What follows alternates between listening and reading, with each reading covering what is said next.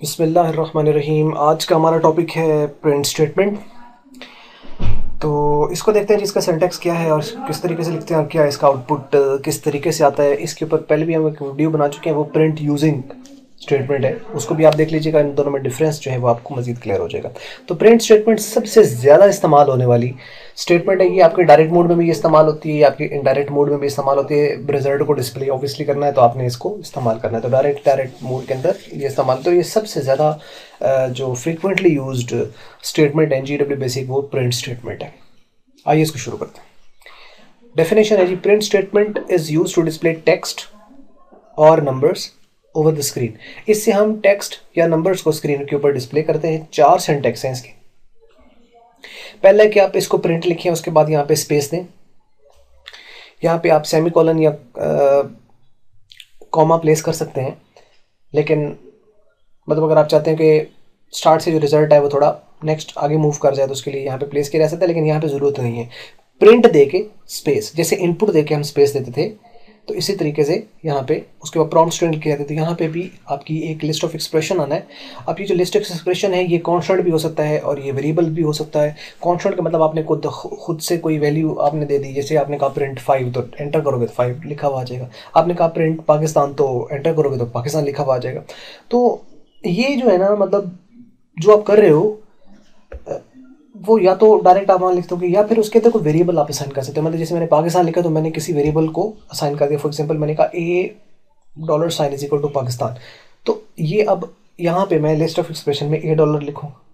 अगर मैंने कोई वैल्यू एंटर की है, जैसे 5 है, तो मैंने बी वेरिएबल के अंदर लिखी है, तो मैं वहाँ पे बी लिखूँगा। तो यानी ये जो लिस्ट एक्सप्रेशन है ये कॉन्स्टेंट भी हो सकते हैं, ये वेरिएबल भी हो सकते हैं। यहाँ पे आप लिख सकते हो। तो पहले सिंटैक्स तो ये है कि प्रिंट आपने लिखना है और लिस्ट ऑफ एक्सप्रेशन और सेमीकोलन। ये लास्ट पे सेमीकोलन नहीं है, मतलब अगर आपका जितने भी एक्सप्रेशंस होंगे उसको आप सेमीकोलन से सेपरेट कर सकते हैं। अच्छा ये देखो, यहाँ पे सेमीकोलन से भी सेपरेट किया जा सकता है लिस्ट ऑफ एक्सप्रेशंस को, और कॉमा से भी सेपरेट किया जा सकता है। ये हम लोगों ने इनपुट स्टेटमेंट में पढ़ा था, कॉमा और सेमीकोलन का डिफरेंस।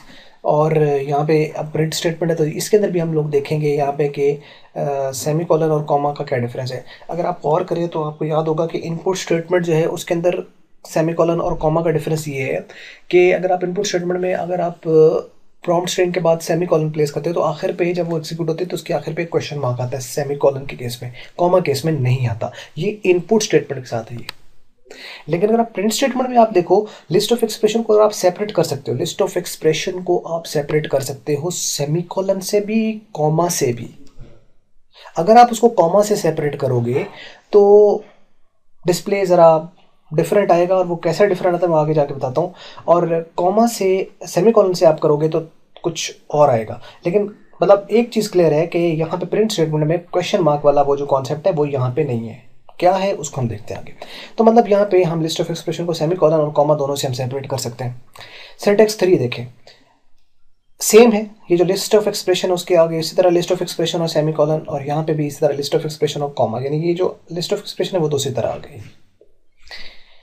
लेकिन फ़र्क क्या पड़ा कि जहाँ पे मैंने प्रिंट लिखा हुआ था वहाँ पे ये क्वेश्चन मार्क लिख दिया, क्वेश्चन मार्क लिख दिया। अब ये देखो कि जो क्वेश्चन मार्क लिखा जाता है ये आप यहाँ पे जब प्लेस करोगे तो ये सेम काम करेगा प्रिंट स्टेटमेंट की जगह पे। यानी स्टेटमेंट की जगह पर क्वेश्चन मार्क अगर यूज़ किया जाए तो ये बिल्कुल वही काम करता है जो प्रिंट स्टेटमेंट काम करती है। तो यानी question mark is an alternative to the print statement. कि जो क्वेश्चन मार्क है ये प्रिंट स्टेटमेंट का अल्टरनेटिव है। अब ये आपको कंफ्यूज कर सकता है इनपुट स्टेटमेंट के साथ कि वहाँ पे आता था तो इनपुट स्टेटमेंट में यूज़ होता है। नहीं, एक्चुअल में ये जो स्टेटमेंट का अल्टरनेटिव है, यानी स्टेटमेंट की जगह पे इस्तेमाल किया जाता है वो क्वेश्चन मार्क है, वो प्रिंट स्टेटमेंट की जगह इस्तेमाल किया जाता है। लेकिन सेमी कॉलन प्लेस किया जाए तो क्वेश्चन मार्क अपीयर होता है, वो होता है इनपुट स्टेटमेंट, ना कि प्रिंट स्टेटमेंट में। तो यानी क्वेश्चन मार्क लिखें या प्रिंट लिखें एक ही चीज़ है। आइए अब इन्हीं की एक्सप्लेनेशन नीचे लिखी हुई इसको हम देख लेते हैं। एक्सप्रेशंस में भी या स्ट्रिंग एक्सप्रेशन और न्यूमेरिक एक्सप्रेशन। ये जो एक्सप्रेशन लिखा हुआ है ये स्ट्रिंग भी हो सकता है, ये न्यूमेरिक भी हो सकता है। String expression must be enclosed with in the double quotation marks in the print statement. Print statement में जो भी आपके पास स्ट्रिंग होगी उसे डबल कोटेशन मार्क्स में लिखना ज़रूरी है। अब यहाँ पे देखें, वो प्रिंसिपल प्रिंट स्टेटमेंट में काम नहीं करता जो हम कहते थे कि अगर स्पेस आए तो डबल कोटेशन में लिखना है, अगर कॉमा आए तो लिखना है, अगर कॉलन आए तो लिखना है। नहीं, स्पेस आ रही है नहीं आ रही, कॉलन आ रहा है नहीं आ रहा, कॉमा आ रहा है नहीं आ रहा, सिंगल भी आपके पास एक वर्ड है, कॉम्बिनेशन ऑफ कैरेक्टर्स है, तो आपने उसको डबल कोटेशन मार्क्स में लिखना है और हर सूरत में लिखना है। ये प्रिंट स्टेटमेंट में ऐसा वो यानी वो वाला प्रिंसिपल जो हमने इनपुट स्टेटमेंट पढ़ा कि जो आप यूज़र वैल्यू एंटर कर रहा है इनपुट स्टेटमेंट में, वहाँ पे वो अगर उसके अंदर कॉमा नहीं आ रहा तो आप उसको इन्वर्टेड कॉमा लगाना ज़रूरी नहीं है। सही है, सही काम करता है। इनपुट स्टेटमेंट के अंदर कॉमा आ रहा है, आप जो एंटर कर रहे हो, तो फिर उसे डबल कोटेशन मार्क्स में आपने एंटर करना है। रीड डेटा स्टेटमेंट अगर हमने पढ़ा तो वहाँ पे ये प्रिंसिपल था कि अगर कॉमा आए, अगर कॉलन आए या स्पेस आए, तीनों केस में आपने डबल कोटेशन मार्क्स में एंटर करना है। लेकिन प्रिंट स्टेटमेंट में स्ट्रिंग है, स्पेस आ रहा है नहीं आ रहा, कॉमा आ रहा है नहीं आ रहा, कॉलन आ रहा है नहीं आ रहा, you have to enclose that particular string within a double inverted commas. उसको डबल इन्वर्टेड कॉमास में लिखना है। ये तीनों डिफरेंस है इनपुट स्टेटमेंट का, रीड डेटा स्टेटमेंट का और प्रिंट स्टेटमेंट का, जो आपने इसको नोट डाउन कर लेना है। और ऑब्वियसली तीनों के डिफरेंट है तो फिर कंफ्यूज ऑब्वियसली कर सकता है कहीं से भी। तो ये था जी। उसके बाद देखिए सिंटैक्स नंबर 1 और 3, ये 1 है print list of expression semicolon, और question mark list of expression semicolon.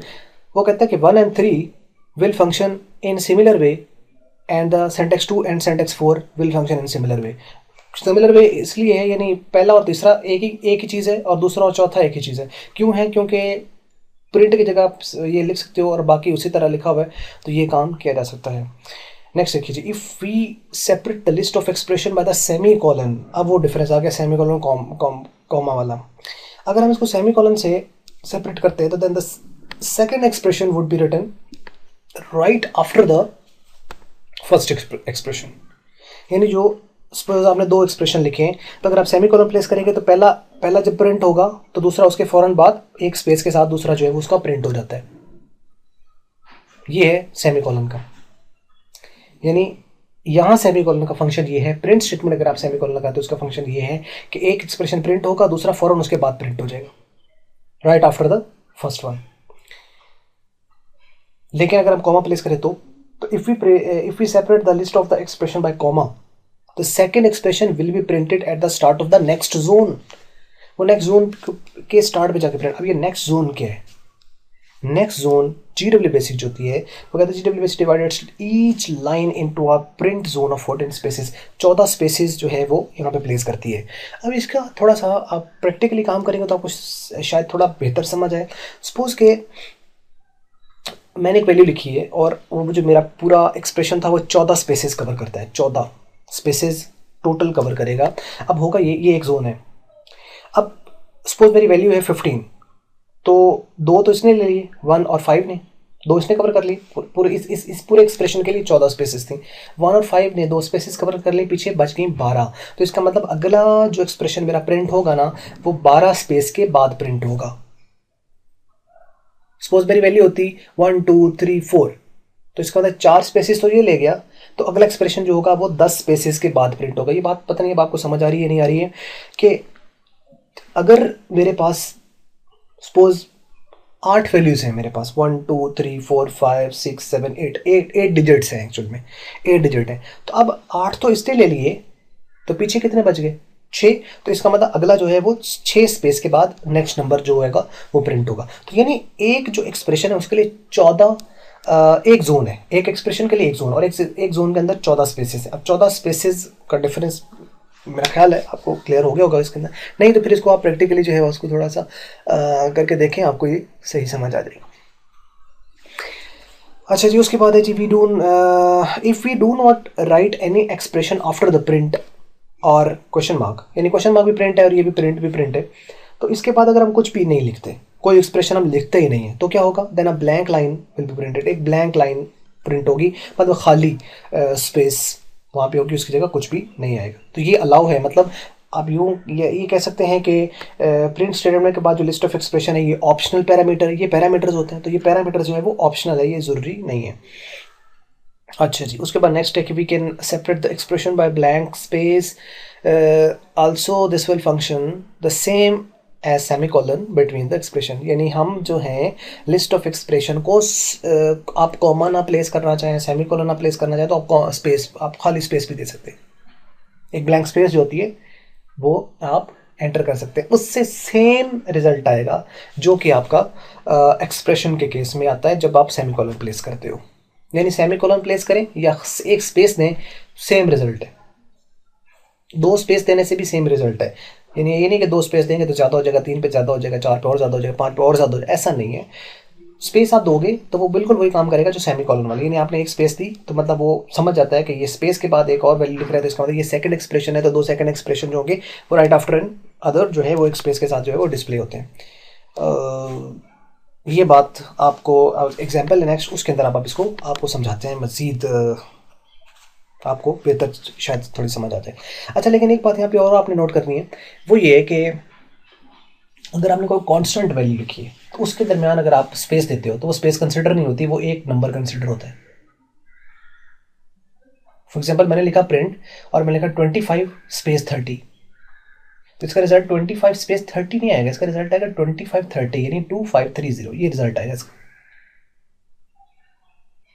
ये एक डिफरेंस है। तो अब एग्जाम्पल को देख लेते हैं। आइए, ये जितने भी ये पीछे चारों सिंटेक्स डिस्कस किए गए ये चारों यहाँ पे लिखे गए हैं। आगे देखिए एक प्रोग्राम है, इसके अंदर हमने 10 20 30 और 100 तक हम इसको लेके गए हैं, और इसमें 10 पे हमने एक वेरिएबल लिया, इसकी 50 वैल्यू साइन कर दी, बी को हमने 100 साइन कर दिया, सी को हमने 500 साइन कर दिया। अब प्रिंट देखें, प्रिंट कैसे कर रहे हैं। प्रिंट हम कर रहे हैं जी ए, इसके बाद स्पेस, प्रिंट के पास स्पेस है, उसके बाद ए बी सी, 3 वेरिएबल थे, 2 कॉमा हमने प्लेस कर दिए, सेपरेट कर दिया, लास्ट पे लगाना जरूरी नहीं होता। अच्छा जी, उसमें देखें कि 50 पे हमने लिखा प्रिंट ए और स्पेस बी स्पेस सी, और यहाँ पे फिर हमने प्रिंट ए सेमीकोलन बी सेमीकोलन सी इस तरह करके लिखा। और यहाँ पे तीनों केस में जो था वो प्रिंट लिखा हुआ था, नीचे वाले में क्वेश्चन मार्क हमने लिख दिया है, और आगे उसी तरह कॉमा के साथ स्पेस के साथ सेमीकोलन, ये सेम चीज़ आ रही है।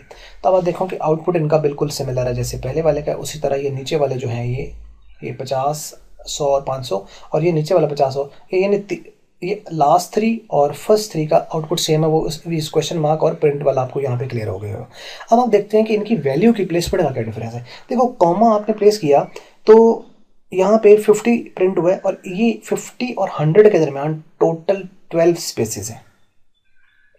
अब ये 100 ही आपने जो प्रिंट किया है, इसमें 3 तो ये ले गया, तो पीछे 11 स्पेसेस बच गई। तो 11 स्पेसेस यहाँ पे ये, क्योंकि टोटल 14 है, ये इस कॉमा की वजह से, यानी एक ये नेक्स्ट जोन है, नेक्स्ट जोन के स्टार्ट पे, और ये जो है ये नेक्स्ट जोन, उससे नेक्स्ट जोन के स्टार्ट पे चला गया।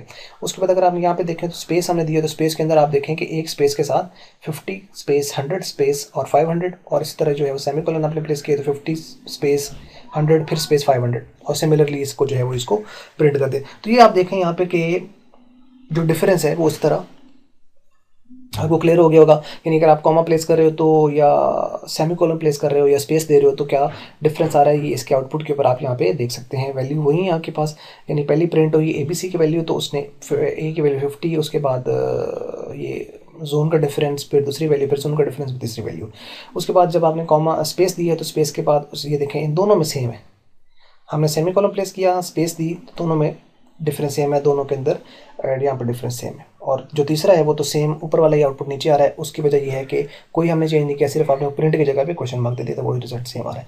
तो उम्मीद करते हैं वीडियो आपको अच्छी लगी होगी। अच्छी लगी तो इसको करना लाइक, और अच्छी नहीं लगी तो इसको करना डिसलाइक। और वीडियो देखने का आपका बहुत बहुत शुक्रिया।